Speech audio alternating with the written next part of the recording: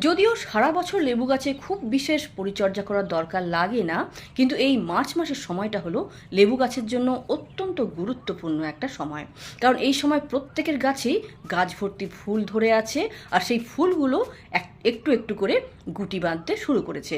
আর আমাদের সকলেরই এখন চেষ্টা হবে যে গুটিগুলোকে সব থেকে বেশি কিভাবে দাঁড় করাতে পারি সেটাই আমরা চেষ্টা করব।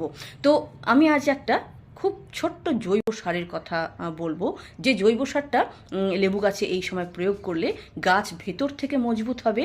আর গাছ যদি ভেতর থেকে মজবুত হয় তাহলে এমনিতেই কিন্তু তার ফুল ফল ধারণের ক্ষমতা বেড়ে যায়। আর তার সাথে আর দুটো কাজ যেটা আপনাকে অবশ্যই করতে হবে যাতে গুটি ঝরে না যায়, তার জন্য 1 নম্বর কাজ হলো যে গাছকে এই সময় ভরপুর মাত্রায় রোদ পাবে সেরকম জায়গায় রাখবেন। আর জলটা অবশ্যই মাটি চেক করে রেগুলারলি দিতে থাকবেন। আর তার সঙ্গে এই যে সারটা আমরা প্রয়োগ করব সেটা হলো কলি চুন। আমার চামচের সাইজটা দেখুন, ছোট্ট চামচ, ছোট চামচের 1 চামচ সার 10 থেকে 12 ইঞ্চির টবে আপনি প্রয়োগ করে দিন, দেখুন খুব ভালো রেজাল্ট পাবেন।